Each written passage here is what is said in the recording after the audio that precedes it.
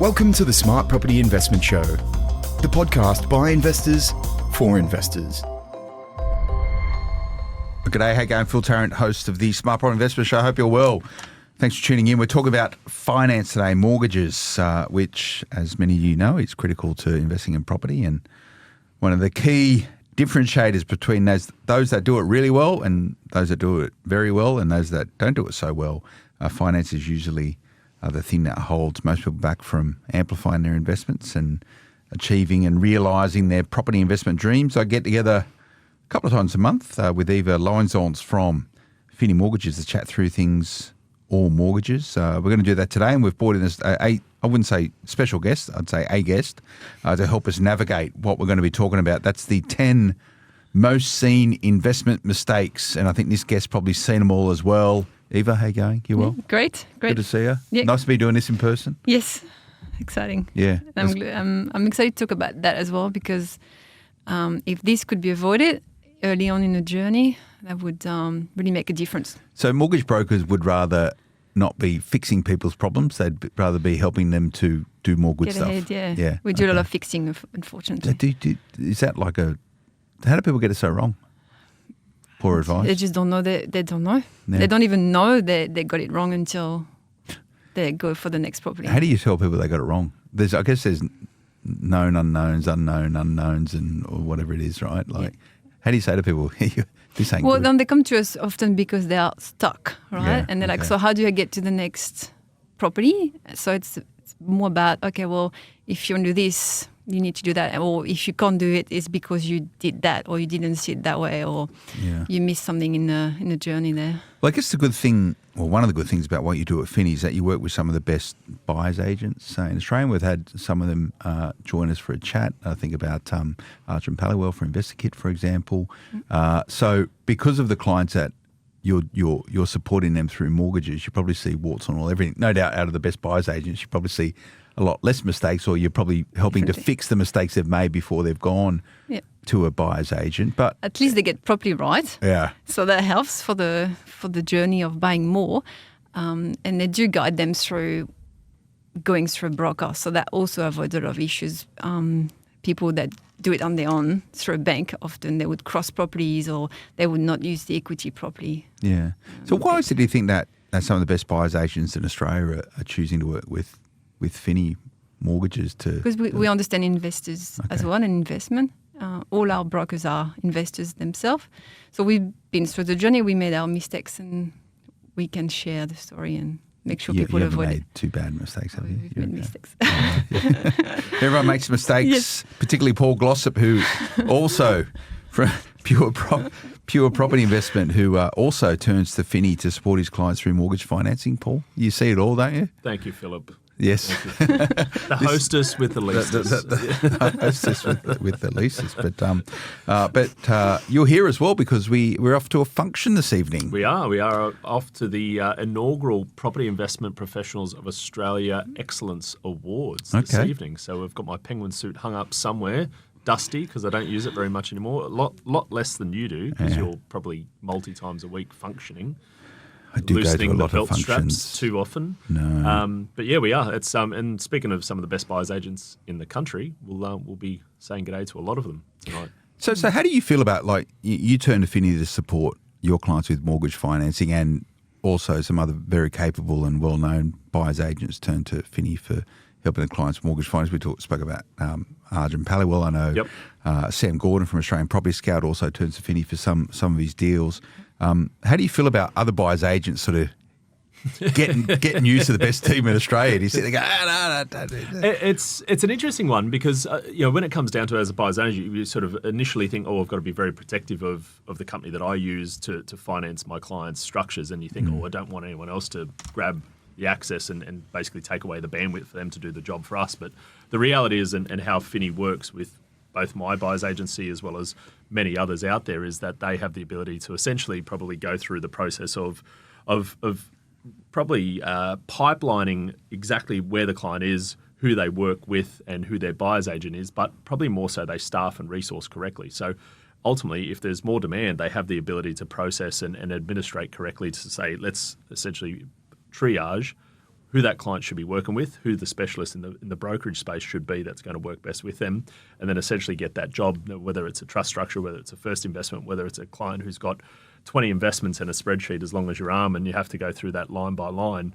I know Eva and her team have different brokers who probably specialise in those spaces. We've got accountants in the team, lawyers in the team, people who have the ability, technical ability to go through each one of those different loans correctly. So I have the confidence, but I also have the confidence to know that my clients aren't going to get meddled with other buyers agents' clients. And I guess one good thing that they've assured me is that every client who goes to them essentially gets tagged as a pure property investment client. So I know that if the client goes to them, they come back to pure property investment with the correct advice. And then our job is, as buyers agents, go into those markets to secure and negotiate the correct asset. And I think that's what sort of constitutes a good buyer's agent, is to know what they're good at, and the ones that Finni work with, from what I understand, are very good at being buyer's agents. And much like your business, their business as well is all about ensuring that your clients have the best team around them. And if for many of them that's Finni Mortgages to do the finance bit, that makes a lot of sense. So shout out to all those buyers agents who we know well, who are also leveraging the capabilities of Finni. And for disclosure, and I'm big on this,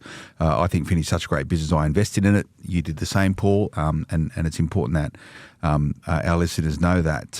But it does get results. Yeah. Absolutely gets results. I use Finni for my do I. mortgages. And they do most of the time a good job, Eva. Most of the time.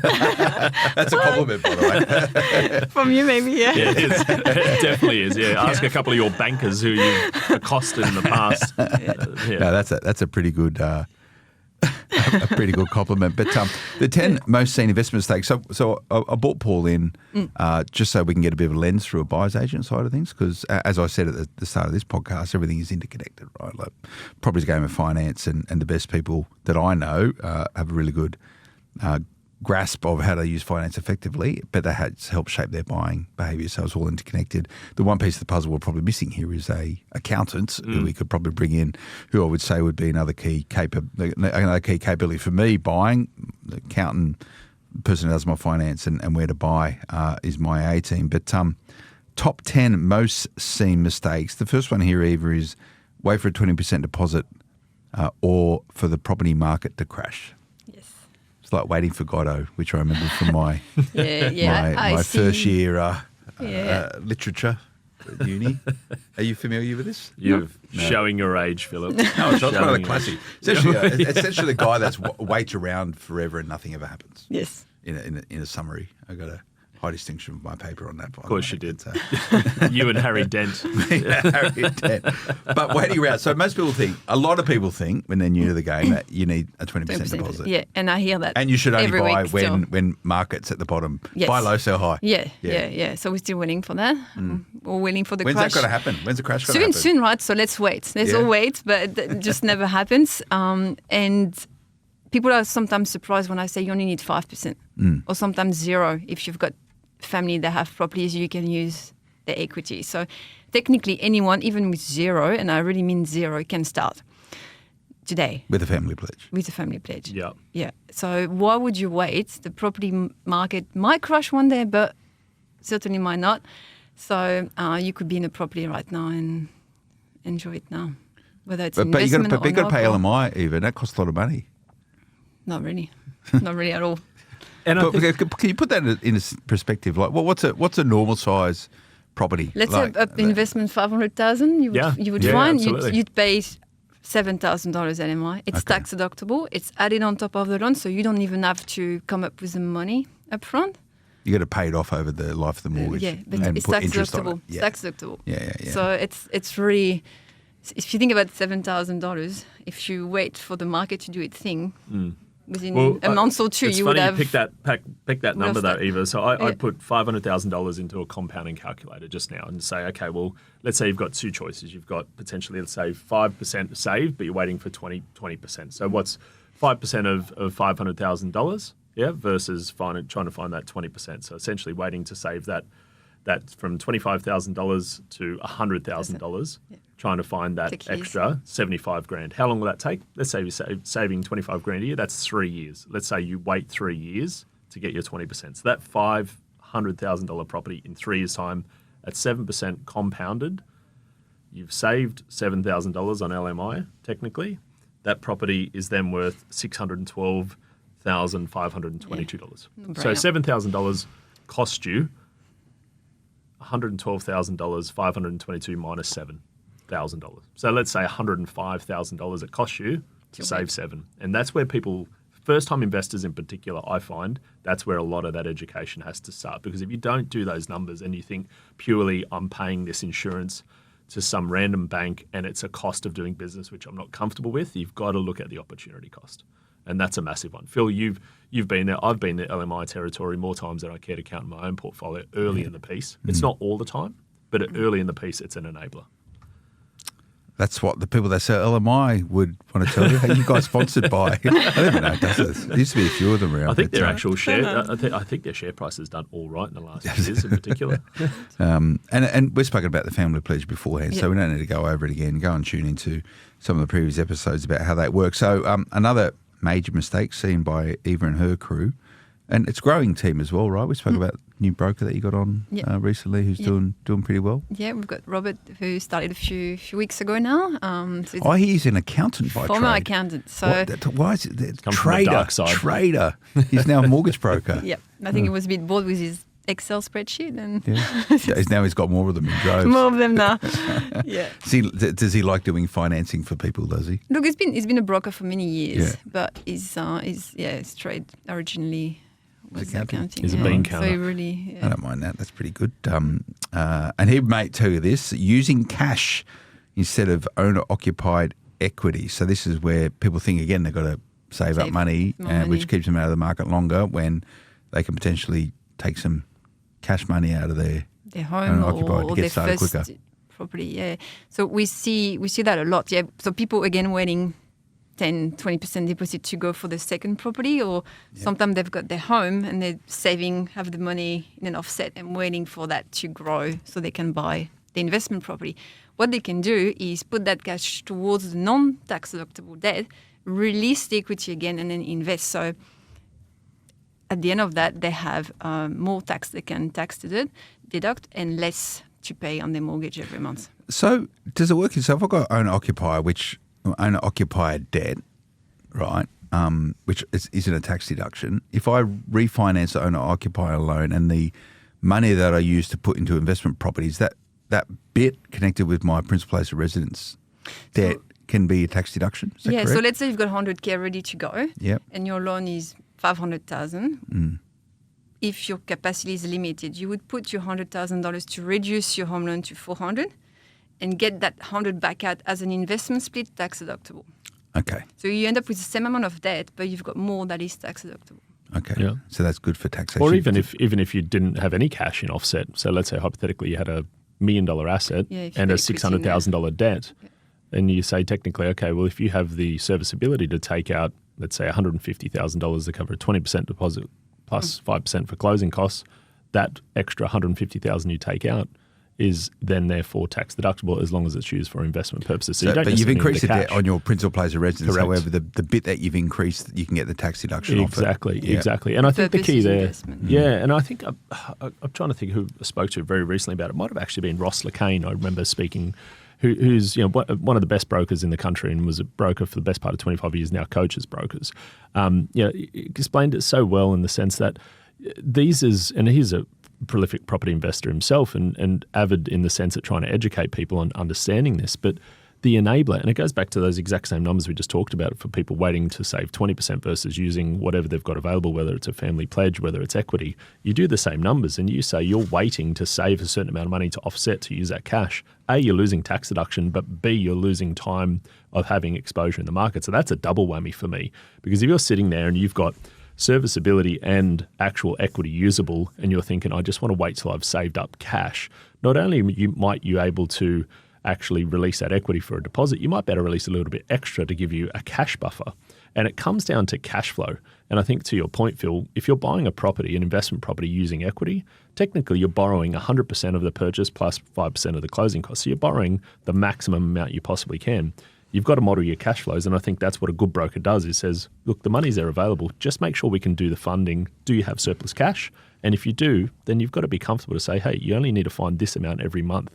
And that's really what your mindset has to switch on, as opposed to saying my debt's exploding to whatever the number's going to be. It's how much more do I have to find based on the extra rent that I fill achieve. the gap. That's it. And that's the only number really that makes any difference. Well, it is, particularly if you're early on in investing. It's probably different recommendations for people at the other end of the spectrum. But people, and most people, Paul, are probably trying to accumulate property as quickly as possible once they actually understand the mechanism that is property investment, right? But this is the mistake that people make. They do the wrong financing structures and then they get stuck. Another place they get stuck, and sort of third most seen investment mistakes, is sticking with only one bank.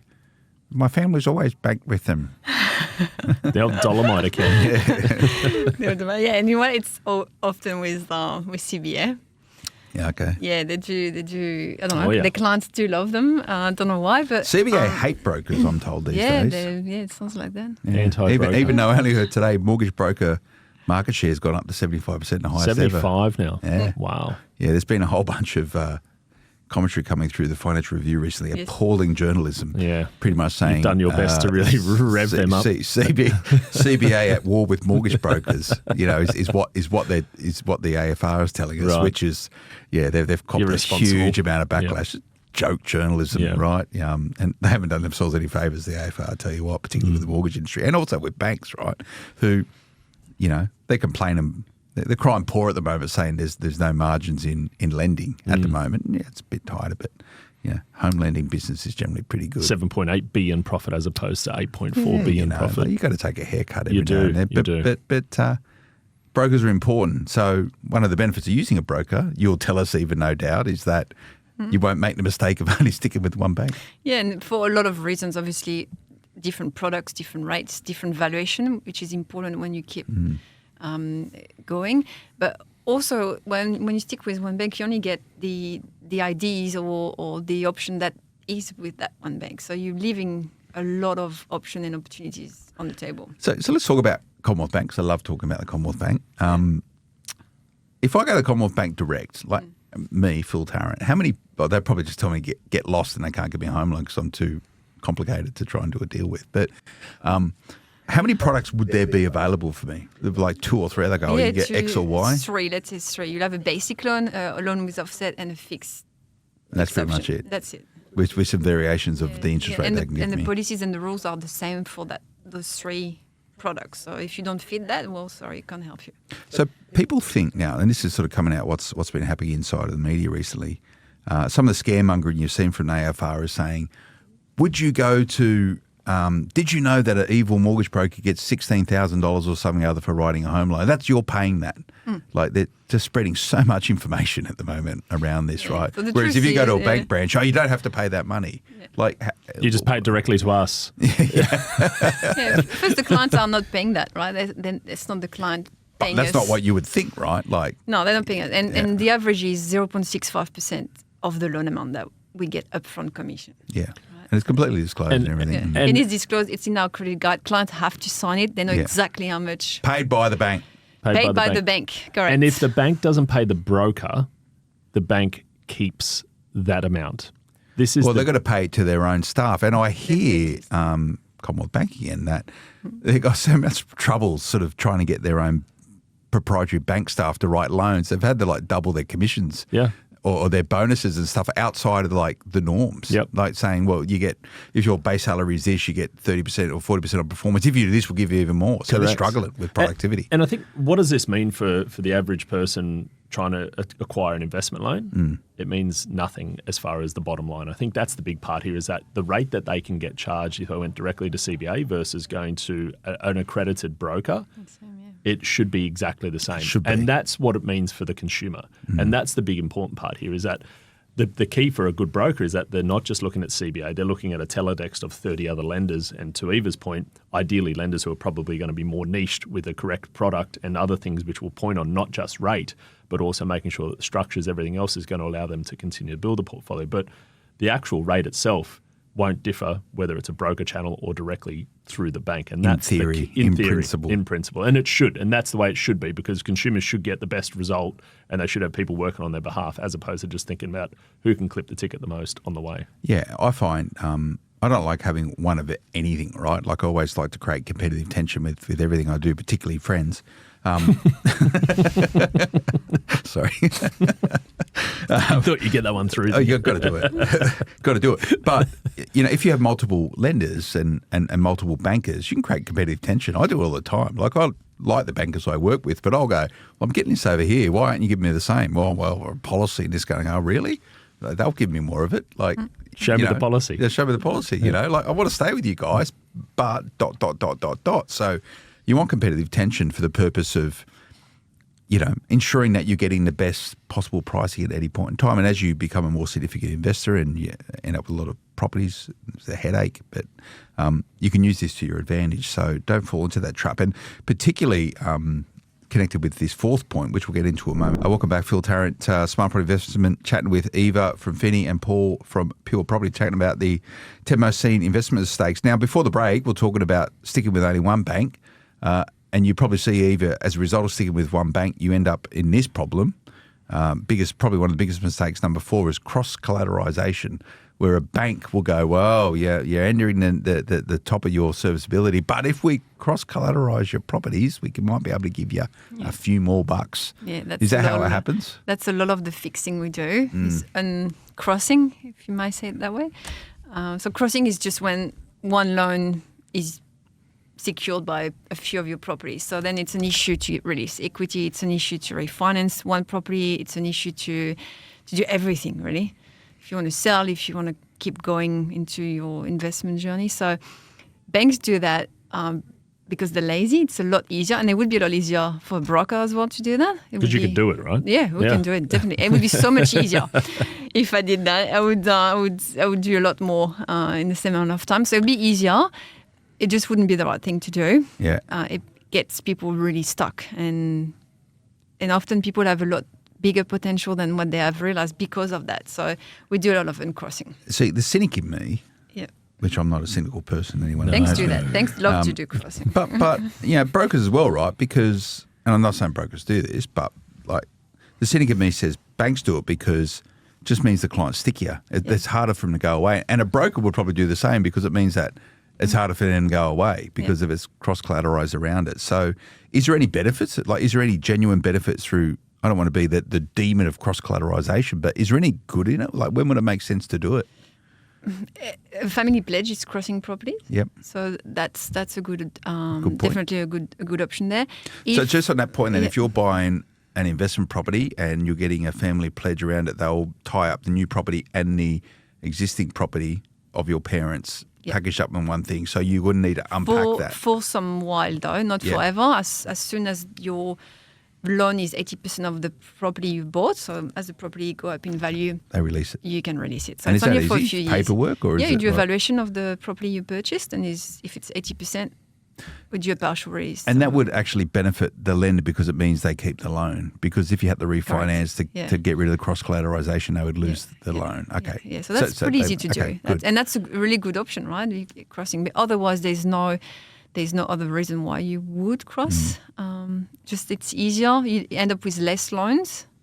So it's a bit of a myth. But I don't see any reason why someone would say, I really want to cross because... I can give you an example of it, and you probably don't know this because this person might not have disclosed it, but it's a client of yours who actually I sent through for a property we secured on the Gold Coast very recently for a development site. Now, I won't name names of who it is, but you'll know exactly who it is. Right. They're actually a professional sports person. Oh, okay. But they've recently retired. They spent a lot of time, and actually you've had them on this show, Phil, a long time ago.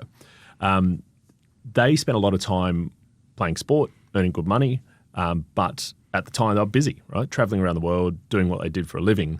And they had one bank really early in the piece, associated with CBA, not CBA, but essentially gave them a really good deal. They had some certain products for professional sports people, which then allowed him to basically say that he had a broker at the bank, branch manager, stayed with them his entire career and built up a portfolio of a dozen properties in that time. Properties did really well. Every single one of them was cross-securitized, every single one. Now, to your point that you just brought up there, Eva, one of the simple things when I spoke to him, because I was nervous and I looked at him like, I really wish you haven't done that, or can you change that? And he said, I don't want to. And he had his reasons why, but his main reason was when he opened up his net bank, he had one profit and loss line and essentially said, my assets are worth X, my debt's worth Y, and I kind of look at it, that's the way I like it. As long as I haven't got dud properties that are going to go down in value and then it risks the entire portfolio, that's his perception of why he had that in that position. There's obviously big downside risk to it, especially with a big portfolio. Less loans, obviously it's easier to manage for somebody, but is that a real benefit just because it's easier? Some people really like simplicity. And I mean, not me, but again, if you ask any investor who's got 5, 10, 15 properties and they've got 3 or 4 different lenders that they're with and they've got 3 or 4 different logins, 3 or 4 different apps, if you ask them, would you prefer this to be literally just on one page? I would put my hand up straight away and say, yes, I'd like that, but I know it's not in my best interest to do so. See, I go back to point number 3, sticking with only one bank. I don't want them knowing. But you are naturally suspicious and untrusting. You have to be naturally suspicious and untrusting. But you want to be uncrossing that client you're talking about? You can absolutely go for it. Have a crack now. But they've stopped playing sport professionally, so it might be a little bit tougher. So, and this is where the challenge is, though, because once you're there, to uncross that now, that'd be an absolute hornet's nest. And I dare say it's probably not possible because the serviceability is probably not there anymore. So what they've got... We'll find a way. Well, reach out and I'm have sure a chat. I think I know who you're talking about. I'm sure he's got a nice bank manager that likes him and they get on well. They don't like it. They don't like you as much once you stop earning the big money, right? Oh, really? Yeah. Then you're like, what else can they do? So you know purpose, no use to him anymore. Potentially, right? Yeah. Like you're That's why you need a good private banker who, when you're not giving him money anymore, they don't like you no more. And you find some more insurances to sell you. Yeah. All right, we're very cynical. Very cynical. Welcome to the Cynical Investors Podcast. Paul Glossop, Phil Tarrant, where your misery is assured. Only investing in your own name, Eva, the 5th mistake that people make. Yes, there's a lot there. Obviously, that's what people do first. They will invest in their name with their wife, 50-50 or different percentage. They forget the SMSF often, self-managed super fund. They forget that they could invest in a trust. And sometimes to do that earlier in the journey will allow you to do a lot more than if you bought 3-4 properties in your name. So that's obviously something that's financial planning and we wouldn't give advice on that. But that's what Insert disclaimer. Disclaimer. Yeah. But really, when you do invest in a trust and your trust is positively geared, we can ignore that. So technically, you're saving your capacity for the next and the next. Sorry, I need you to explain this again. And we've spoken about this once upon a time. So if I'm a property investor and I have 4 properties in a trust, wherever, and the net result of that property investing is the trust is positively geared, i.e. I don't have to tip in any money from anywhere in order for it to be self-sufficient. The lenders will just ignore it. Correct. Like, is that a fact or you got to say, hey, don't look over there, nothing to see? Look, not all bank, but what we see at the moment, currently, what I can do is ask the accountant of the client to provide a letter saying trust A, B, C are self-sufficient. Yeah. I can ignore the debt. So if someone, let's say their potential was, let's say $2 million in lending, if $2 million are in a trust, I can still borrow $2 million. So we'll get to a point where they have to look at it to see it before they don't worry about it? Like, do you still need to provide all the information? No, I go up front with my letter and I say, don't worry about it.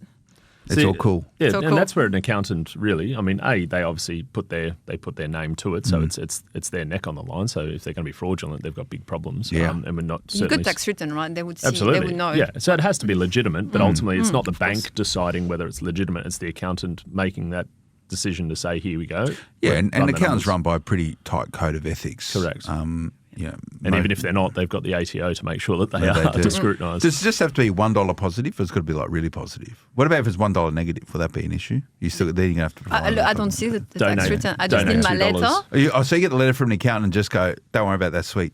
So it makes everyone's life less painful.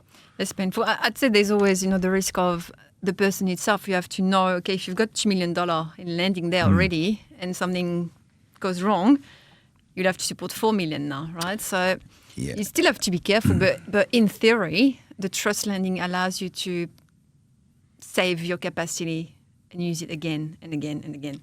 And that's good pending for property it's investors. positively geared. Yeah, and I've sort of spoken about it, not for a little while, but I think there is a negative bias of banks towards trust-based lending, and or they'll gouge people inside a trust more than what they will outside a trust. And good luck good luck if you are investing inside a trust to see interest rate reductions if and when rates start coming down as fast as what they would come outside of trust-based structures. There's a bit of a premium. Yeah, there is a premium to it. And also that makes the government a bit nervous as well. You know, I hear they're not happy with people investing in trust because they reckon it's probably one of the reasons why housing affordability is as high as it is and tough as it is, because there's a lot of evil property investors out there with positively geared trusts. It's got nothing to do with the 41% of tax that is acquired for any purchase/development to finish it off. 41% of. No, let's not talk about that. No, let's not talk about that. That's the developer's privilege to provide all those funds. And GST. Yeah. We talked about this earlier, Philip. Developers love paying GST. Oh, it's a fantastic tax. Someone's got to pay. You got to pay sense. tax. We all pay our tax. Yeah, no, I don't pay any tax, Philip. Oh, do you? No, of course not. Nothing at all. Yeah. So only investing in your own name, and there's a premium across a number of different levels if you don't invest in your own name, and I don't have anything personally in my name, which means that from day dot, pretty much for everything, depending where you're investing, you're paying land tax, right? Like that's a premium you've got to pay. It's a cost of doing business. Typically, it means your accounting fees are going to be more expensive as well if you're investing outside of it.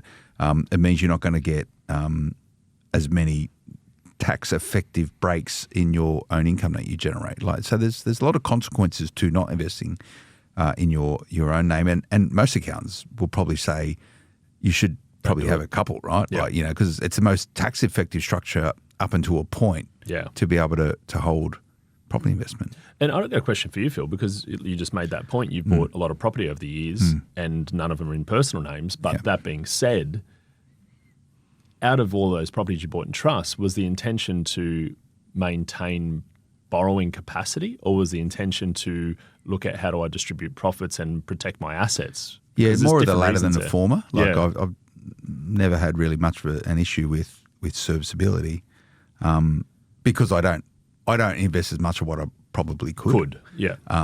For a whole bunch of different reasons. But for me, it's more about continuity. It's asset protection, not the major thing, but continuity of assets. Yep. Is probably where it's at. Yeah. Mainly. And that's the one thing I see is that working with thousands of property investors, you kind of look at it to say, well, client could have 10 properties and you could have half of them in a trust, half of them in personal names, whether it's joint tenants, tenants in common or the like, and have different splits as far as ownerships. But when it comes down to it, if you're going to buy property in trust, you still have to figure out how to get deposits available to perpetuate the portfolio and keep buying more property. You've got to get the deposits in there. Exactly. And that's typically cash, right? Yeah. Like, and to keep a portfolio running positively geared in this day and age with probably about a 7% interest rate attached to it for a trust. It's getting harder. Yeah. People would buy like joint income properties or build a granny flat. And then you wonder, like, why are you buying that property?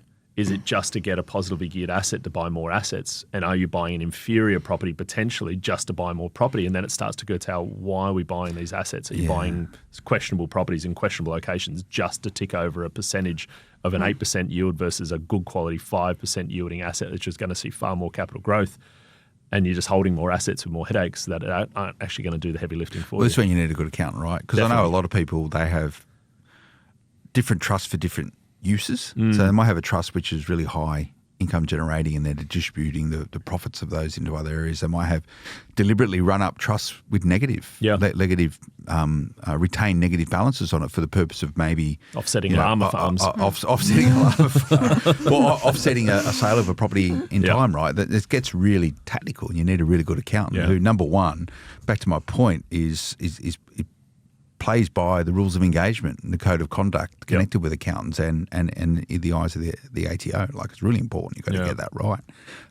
Play within the rules, absolutely, but play hard within the rules would be my recommendation. Is it the thin edge of the wedge, though? I mean, like we talk about this trust. I know we've sort of gone down a bit of a rabbit hole here with trust itself, but when you think about the fact that it's only 1% of property investors own typically 6 or more assets, I mean, are we really talking about this 1% club here? And is this why they become the 1% club, or this 1% club people who actually inherently have a higher income, have more disposable cash, maybe are business owners, maybe high net worth individuals outside of property? I'd say the former rather than the latter. I think it's a mindset thing rather than a financial capability thing. Yeah. And what normally happens is that if you get the first thing right, the second thing follows. Yeah, fair call. Would be my view. Yeah. A lot of people I know, you must, I know a lot of doctors who make a lot of money. Yeah. And geez, they make some dumb property investment decisions. Most of them make the worst decisions, unfortunately. You sit there and just go, what are you doing? Why? Like, why? Why? Why are you doing that? Because depreciation. Yeah, you need depreciation. Kind of negative gear. Pay a lot of tax. It's one of the greatest property strategies in the world, negative gearing. My dear Lord. Oh, God. I'm being facetious, by the way, everyone, if you're new to this. But number 6, and I've never done this, really, unless I get angry. Focus on the rates rather than the options. You never get angry. No, never. I'm the angry-less property investor. I sometimes get a bit fatigued with it all, particularly now. But most people that come to you probably aren't that obsessed by the rate. It's more about the outcome of getting the loan set, right? Yeah, and I think it's, as you mentioned, it's a mindset. So if people come from having their home where the whole decision of choosing a bank was rate-driven, they're a little bit like that when they come to investing. And it takes some time to change the mindset to understand, okay, well, we might actually go to a bank that's a little bit of a higher rate, but that will allow you to do a lot more with your capacity, with your valuation, with whatever it might be.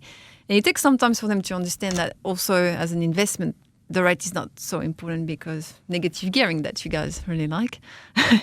And negative gearing's fine. it's great. Depreciation's probably one of those buzzwords which I'm like, yeah, get it. It's great to have it, but I don't buy it. Brand new because of property. it. Yeah. But even that's changed now. Like, you got to work hard to prove it's a brand new property because the developers and you can still probably claim depreciation GST. on non-brand new property, by the way, for anyone who thinks it's only brand new property. Is that what Brad Beer would tell you? Well, Brad Beer, there's plenty of good quantity surveyors who can educate you on that. So go and Insert plug BMT. Otherwise, he won't buy us a steak dinner next time we see him. I haven't had a steak dinner for a while. Oh, yeah? Fringe benefits. But just be warned, people that try and sell your property based on depreciation benefits. That's it. I think podcasting has pretty much sorted that out. Doesn't happen as much. I hope to think so. Some of the good work. There's limited good work you've done, Phil. I've been working hard. I'm waiting for my Order of Australia for services to property investors. You might be waiting a while. I don't know. Hopefully one day someone will nominate me and, get a little pin, Could be there on the Queen's list, honours list. That'd be the king these days. It would be, wouldn't it? Yeah, there you go. But, I mean... So the rate matters? Doesn't matter? Well, it does, but... It definitely does. It definitely does, but not I as thought much. people only use mortgage brokers because you get a better rate. Well, we do. We have what's called the BID, best interest duty. So we have to take people to the best, cheapest interest rate based on the product that is available to them. But sometimes the rate is not why we choose a lender. But you said to also, understand- we'll chat, I can't remember the lender we were talking about, but it said if you go to REIT, you're going to get no features, something with features and offset, right? Yep. The more features you get, the more expensive the interest rate. Technically, Yeah. lower premium if you get the offset and what have you. But yeah, the rate shouldn't be why you go to a bank, especially when you invest. Yeah. That's the main. And I've seen people refinancing away from what we've done and then realize the mistake they made. Come back. Can you bring me back to whatever? Do go, nah, you've burned us. You're dead to me. That's it. I can give you a number of real average broker. Yeah, that's what you think. You're not saying it, but that's what you're thinking. Yeah. Does it happen very often though? Yeah, it did lot. happen. They go on So those. the people go, I found another broker Yeah. and they can get me at a cheaper rate of Yeah. 20 basis points. Yeah. You stitched me up. Yeah, a lot of those online lender, which most of them don't have offsets, so people refinance, have their cash sitting in the account, and then they realize suddenly that the great rate they got there is nothing compared to how much more. So they might be getting 3% in the savings account, whereas they're paying an interest rate at 5%. They can't offset it, so there's a gap of 2%, and they're getting dudded. Yeah. And some of those don't do equity release, for example. So if you want to look at investing, So there's some products you get it, and then you go, hey, I've got all this equity. They go, no equity. So you got to refinance. Yeah. Okay. Yeah. I didn't know this. This is why you need a mortgage broker. Like maximum 60% LVR, but they won't tell you this until you pay the application fee, the valuation fee, the everything fee. And sorry. That sounds cynical. Sorry. She is French. It's natural there as well. In case The you French didn't hear aren't it. normally cynical. No. What are the French normally? Here we go. Just rude. We're just rude. Here we go. I don't know. How do I classify the French in a public setting? Friendly? Like a chat? I'm sitting right next to you. If you Yeah. want. Okay. I like the French. Yeah. But I'm going to call foul on this next point of the 10 most seen investment mistakes. I don't think you've written this. I reckon this is it's been jimmied in. If anyone's watching this, it's written down here. Not using a buyer's agent. I was only made aware of these points about 5 minutes before going on air, so I can. Do you generally believe that? I do. I really do. And the mistake I've made is when I did not use a buyer's agent. Or why? For example, buying wrong location, wrong type of property. I can't stress enough the unit bloody mistake I made. Okay. Just looking at the wrong information and getting stuck on the Sour wrong numbers. maybe would be the right term. Sour. She's soured. Sour.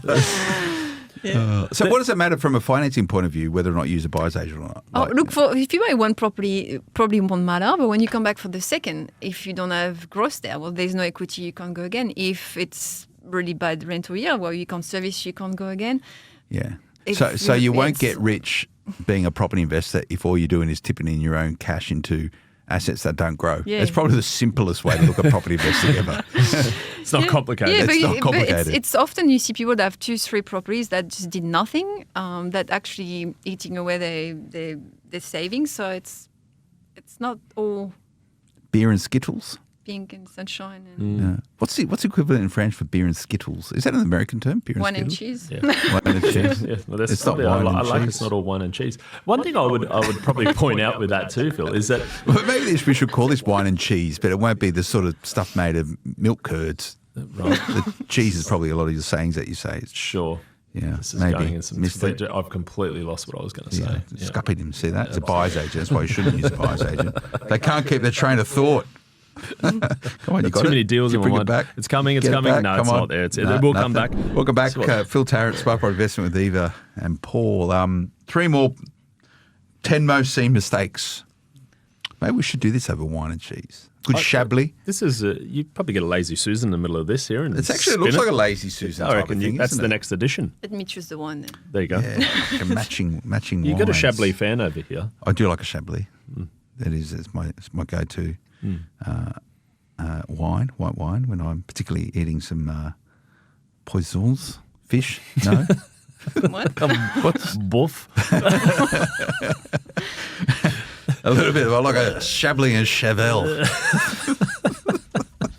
Not reviewing your options with a broker every 6 months. So this is pretty important. It's not set and forget with a mortgage broker, is it? No, it's not just about getting your loan sorted and then set and forget. It's also checking on the rates, checking on the option. You might have some equity earlier than you think, or there might be that we put you with the bank A and things changed and you actually could be much better off with bank B now. And I'm thinking of the self-employed on a low doc option, or people that didn't have the opportunity to get really a good mortgage at the time, but didn't want to miss on an opportunity. So how do you know something has changed enough for you to worry about speaking to your mortgage broker? Or is it just don't throw it to chance, just call them up and say this has happened, what do you reckon? We check anyway with our clients every 6 months roughly, but if you change job, if you finally got your tax return done, if there's a big increase into your rental income, I don't know, a kid that's 18 now, don't have to add it, like a lot of those things. There's so many key points here. Moves the just- needle, right? Yeah, and I think Credit the cards. biggest point that you brought up there, Eva, and I can attest to this as I built my portfolio early in the piece, is that I hassled my broker all the time. And reluctantly, he answered the phone when I called him and always wanted Do I know money. your mortgage broker? You do, and you very clearly know exactly how he'd answer, and very, very lethargic and never proactive. He's still a very good friend. He's actually a very good broker. He's just very lazy. And the point I have here, though, You've ditched him now and you use Finni, I right? have. Yeah, good. I have. And the reason being, though, I guess the reason why I bring that up is that you brought up, like, do you call your broker? A good broker should have processes in place to say, you know what, even if it's every 6 months, it might be literally saying, how's it going? Has anything changed? Status quo. Sometimes it goes more detailed to the point of saying, oh, you know, your son Tom, I realise he's finished his HSC, he's now turned 18. He's now not a dependent. You know what that means? That actually changes your serviceability and other things that might happen there. You know, rents have increased by 17% in the last 12 months in the area that you had that property. I'm assuming your rent's up now, maybe $5,000-$6,000 a year. That's actually ticked you up by X. We've seen 14% growth in this property here. Let's do a valuation, see if there's anything more available. They talk about, oh, you got that promotion, or you've gone back from mat leave now to 3 days a week. So many different things happen every 6 months, and this is what a good broker's job is. And I find that they're an enabler. And if they're not doing that, they're going to be the ones who are actually a roadblock as opposed to the enabler. And the best investors I have within pure property investment have fantastic brokers behind them, because they're the people who've enabled. Yes, the purchase and the property does a good job, But without the broker being proactive, if you're not trying to get finance for that next investment, you're essentially sitting idle and you're letting everything go by. So do you guys actively call your clients? 6 months, yeah. Well, what about for people who spoke to you and didn't do anything? Do you call them back and say, hey, are you doing anything yet? Yeah, we follow up clients as well. But what we try to do is, anyway, if someone can't do anything, and that happens, sometimes just no option, we just tell them, okay, well, you need to achieve this, this, and this. So you'll give them a list of things to do. I give them goals, and it's like, once you reach this, or one of them or two of them, it's time to have a chat and check again. So it's not a no, it's come back to me then. I thought mortgage broker only spoke to people if they knew there was a deal to be done. Is that me being cynical again? So you'll actually give people a thing going, hey, go away and do homework. You're off the mark. Yep. Go away and do this. Yep. And when you've done that, we can help you out. So we had Becky a few months ago. She just told somebody, just go and get a pay rise. And he just changed job, completely changed industry, came back with a higher income and got the deal done. And he said, thanks, Beck, because I would have never actually made the move otherwise. Changing people's lives. Yeah. I think it was This is why awesome. it sickens me when I see mortgage brokers getting beaten up in the media. Heroes. The heroes. But I don't make a big deal out of it, but you think about it, like most of the stresses in people's lives today originates through or the origin of it is some sort of financial stress, which exacerbates. Not enough Chablis. Well, not enough Chablis. And it exacerbates out from that. So, I sort of joke about it, but like a broker can actually make your life better by helping you on that financial side, which has consequences across your personal happiness and health and your relationships and all that sort of stuff, right? So that, recommendation, he's gone away and done something about it. It's probably changed it. It's like a real sliding doors moment for him, right? Yeah. No, maybe that could be a new name for a podcast, Sliding Doors. Oh, sliding doors. There you go. Well done. Yeah. Well done, Philip. Been thinking about that one for a long time. No, I haven't. I just thought about it. No, but often, because you get so detached from the reality sometimes of property investment, right? Well, you do a lot of it and you talk a lot about it, which it just becomes a thing, right? Yeah. And you sometimes forget that there is heightened emotion connected with property investment and finance and mortgages. It's the epicenter for a lot of people. They might not think about it every day, but it's probably a thing that has consequences to a lot of things that they do. So when you talk about, hey, if you've got a principal place of mortgage and you haven't had your mortgage review for some time, that's not like a mortgage broker going, hey, I want to refinance you. It's like, hey, things might be better for you if you just spend the time going to speak to your mortgage broker. Yeah.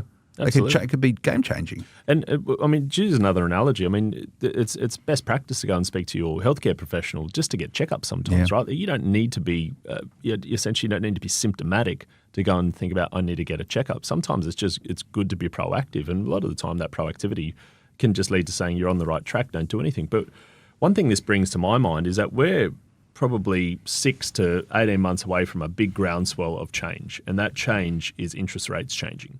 Now, if anyone's really thinking what would be a good time to maybe get in touch with my broker, when that happens, I can vouch firsthand that when we do start to see this rate cycle decrease, which will happen, we're going to see a huge amount of opportunity within both the markets, but also for people who are holding debts to sharpen what they've got, to try and think about how to extract equity, to see their serviceability increase. Yeah. All these things are going to play out. So my view of that, Paul, and I agree with you, is for a lot of property investors in particular, the way in which you're going to be able to get sharper rates is through refinancing. I can see a lot of malaise with the banks in passing on interest rate savings. They're going to make it hard. Yep. You're going to have to fight hard to get savings on your interest rates. And if you want to spend a time, energy and effort working your lenders, and they're going to be providing sharper rates to new to bank customers. They're not going to be passing it on to inverted loyal customers. And people go, well, that's not loyalty. You go, well, banks are in the business of making money. I've got a lot of shares in banks, so I get it, right? They've got a return on the investment. So don't expect the banks to be benevolent when interest rates are coming down. They're going to make it tough, right? Yep. So you've got to be ready. And this is a point here, Eva, it's perfect timing, not being prepared for the next opportunity, right? Like whether that's a buying opportunity or a rate cycle, which is in a stage of flux. You need to be ready for what I'm deeming the great refinance. There's going to be a huge amount of refinancing at that point in time because people are going to be frustrated with banks because they're not going to be able to get the same rate they're offering you to bank loans. And that's not a beat up on banks. That's what banks are going to do. And they're hoping that the average lazy Australian don't open their mail and have a look at their interest rate, which happens. It must happen, right? Yep. What's the highest interest rate you've ever seen and just gone, what are you doing? Are you mad? Why haven't you had this refinanced? Recently an owner-occupier debt close to 9%. Wow. With a major Healthy Big LVR. four, yeah. Healthy LVR, yeah, because it's been there forever. Yeah. Far out. You're kidding me. No, it's just someone that just let it go up. See, that's and criminal. Up, and up and up and up. And then suddenly realize, it's a bit expensive now. And looked at it and realized, This actually makes me think, when's the last time I checked my rates, to be honest with you, because I think I've been a bit tardy in the last 6 months personally. Actually. Ask me last time I checked. Yeah. When did you last check? This morning. Yeah, I was about to say, knowing you probably, this is one of the things you do check regularly. Yeah, I'm right across it. And, you've got to watch it, particularly if things are coming off, fix the variable, all that sort of stuff. And that the was only used way like you're going 3% higher than what it needs to be on. It's crazy. It's the stuff that come off fixed the variable. And I was expecting it to come off at the same rate I have variable interest rate loans with those mortgages. Reverts back to the 1.1, 1.5%. It was 3% higher. Yep. It was like, no, I said, goodness. what are you guys doing? And I had to fight hard That is to insane. get it to, hang on a second, I'm paying interest only on How much this was that here. loan, by the way? Like, what's the dollar value we're talking here? $1.5 million bucks. So $1.5 million bucks at 3% more on top. So we're talking $40,000 a year. Essentially just via being passive versus being active. And the bank's happy for that to happen. And so the story is the same asset, 50-50, right? 50%, half of the loan was variable interest only, the other half was fixed P&I. So the fixed P&I come off onto variable P&I, and I was sitting there going, well, I'm paying this at a variable interest only. I would expect the P&I loan to be maybe 20 basis points cheaper. Yep. 3% higher. And I said to him, guys, same asset. With St. George Bank, by the way. Same asset. By the way. The same asset. And I had to fight hard. I did some podcasts on it. That is vicious. I couldn't understand it. And you wonder why banks get a beat up. Yeah, and I don't want to beat up banks. I like banks. Banks are cool. They lend money, But what I'm saying, though, some guy paying 9%. Yep. So you've got to be on top of it. And being prepared is knowing what your interest rates are. Yeah, and then probably we should do a podcast on what to do to actually get ready to refinance if needed.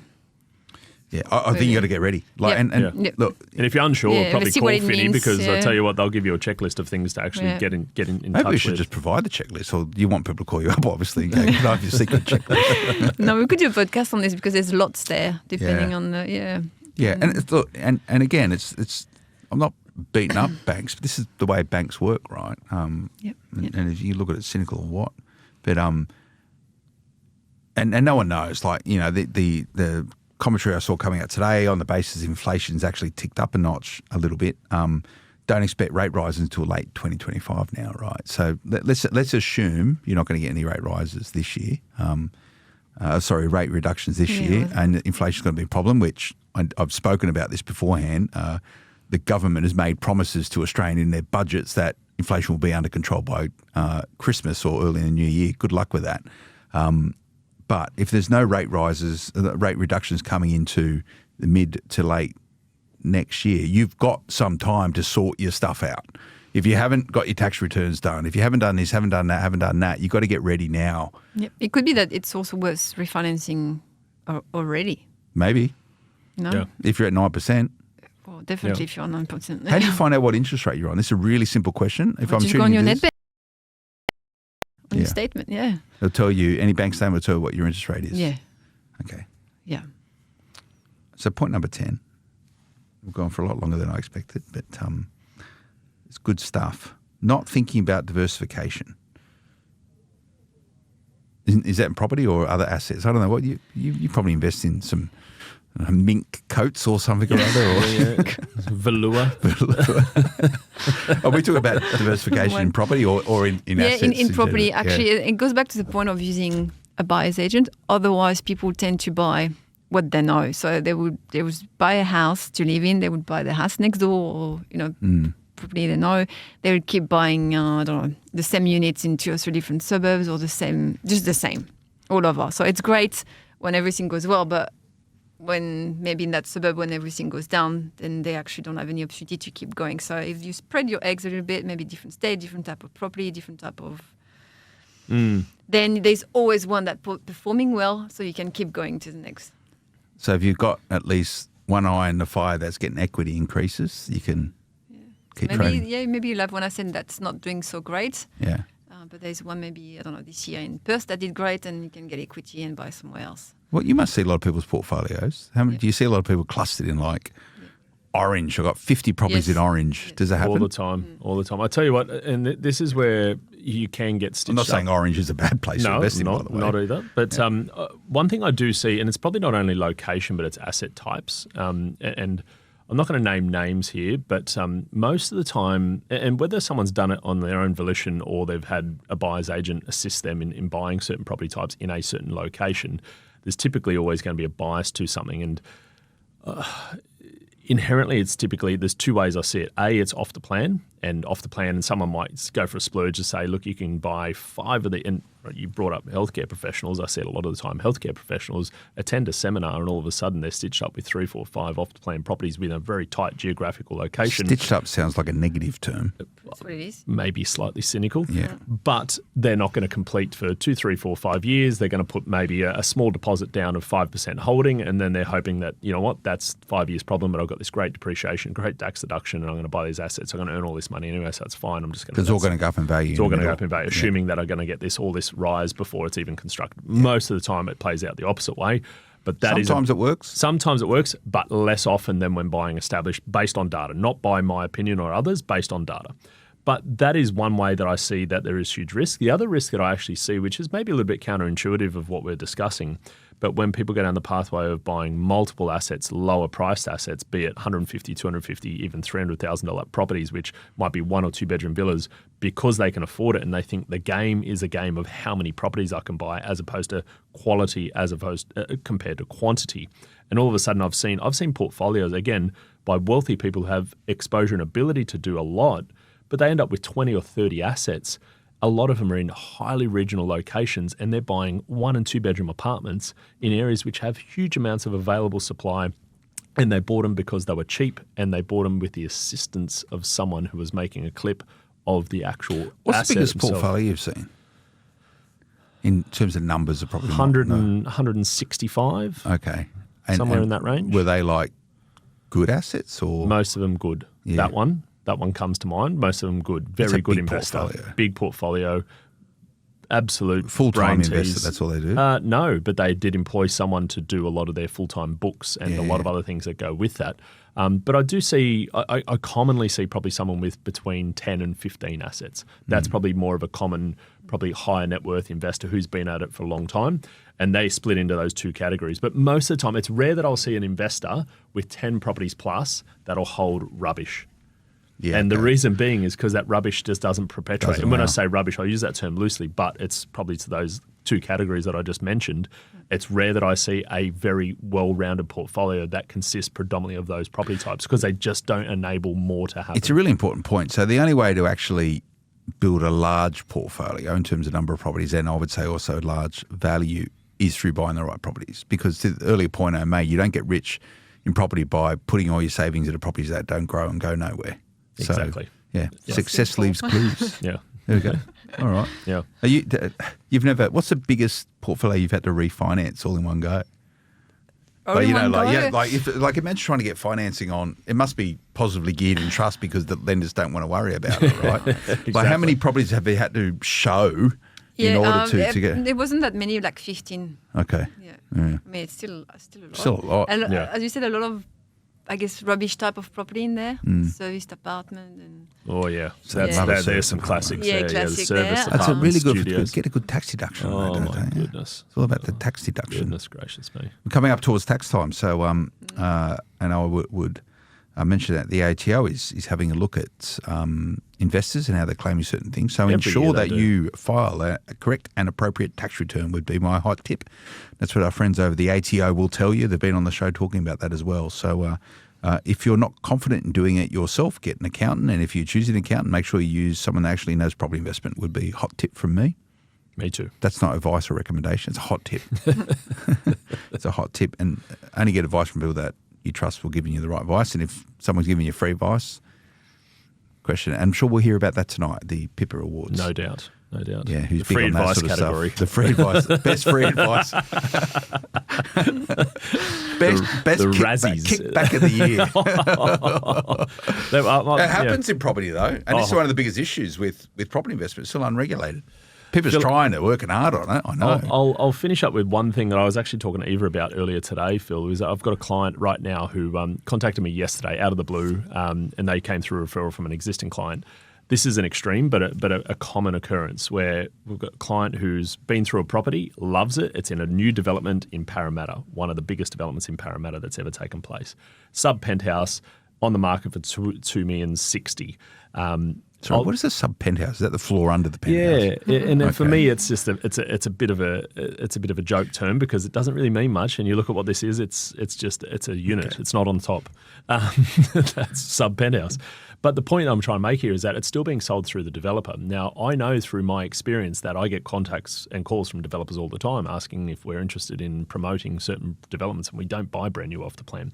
Now, they wanted to buy this property. We definitely aren't recommending to buy it, but it's as an owner-occupier. Now, I knew straight away that if I went through and spoke to this developer and asked the question saying, well, do you have channel agents that you're selling these properties through? I'm assuming there's going to be a margin that you'll pay the channel agents. And it took a bit of coercing to get the information out of this particular person. But invariably, they came back and said, look, there's a margin of about 3 to 5% depending on the actual unit itself. So I said, okay, great. Thank you for telling me that. What I've done from there is I've essentially assumed now that if they're asking $2,060,000, firstly, I've got to figure out what the square metre rate for this development is, and there's hundreds of units in this development. So there's plenty of comparables that I can figure out what the square metre rate for a good purchase should be. I can inform my client of saying, here's what the good rate should be, but I can also inform you too that I know that if I went and bought this property and acted on your behalf as a channel agent, I could get potentially up to a 5% commission off purchase price. $2 million, do the math, 5% of $2 million. But I guess my point here is that we charge a flat fee, regardless whether it's a $2 million or a $200,000 property. So what I would then inform the actual person responsible for selling out this project is, I don't want that commission, but I want you to make sure that 5% comes off where this price would be, in addition to the fact that I know the purchase price should be here, landing at this price compared to this, and this other unit. It works out to be a couple of $100,000 difference. But that could otherwise be a commission check to a channel agent, and a channel agent. Is that what they're called now? Not a project marketer. Project marketer, channel agent. Channel agent. Yeah, there's all kinds of opaque, isn't it? But again, it's illegal, Phil. And I guess to your point, mate, is that this is the part which just it irks me to no end to know that legally you could do that, and it's huge bickies, and you can see why people are incentivized to do it. It's legal or illegal. It is moral. legal. It's immoral. Well, I wouldn't say that either. I think the issue is that whenever you're buying anything, it's buyer beware. But you can't make an informed decision if you don't have all the information. So the issue I have with it is that it's very opaque and it's not disclosed. Or if it is disclosed, it's in such small fine print in a contract that no one's ever going to read that it happens. So, people are going to make money somehow, right? Probably whatever, but there needs to be a level of disclosure and transparency with all this sort of stuff. If you know, by buying this property here, that the person that's recommending you to buy it is potentially making a commission of $100,000. If you know that and you're happy with that and you proceed with the transaction, that's fine. Yeah. It's all about disclosure and transparency. Agreed. However, I would imagine in the scenario you just painted then, the developer doesn't want to be selling direct to consumers, even though someone's not taking a commission, because that resets his price point down on what the assumed price point is, right? That's not good. He's got to say the price that he sold it for was the net, not the gross, right? That's the comms. And then that devalues the development. Again, it's opaque, right? But this is the way it works. Yeah. And that's why that's okay if that works that way. People just need to know. They need to be aware before signing. They need to be aware. Yeah. No, mate, you hit the nail on the head. And knowing that it's actually a good build as well. Yeah, which you unfortunately just won't know for some time down the track. You might know on the reputation of the developer and a few other things. There's lots of things. Maybe we can do a thing on development at some point. But is it easier, Eva? We'll close with this question. Is it easier to get finance on established properties over off-the-plan stuff? Yeah, 100%. So it's harder to get finance on off-the-plan properties? Yeah. And why is that? Often it doesn't value for so the reason that you mentioned. The lenders will want a different LVR or something or other? Or? Yeah, and the other thing is not often, but sometimes there's no real comparables when it's in an area where let's say it's the first building there that's new-ish. So there's nothing there. So they're comparing to all the units, doesn't value up.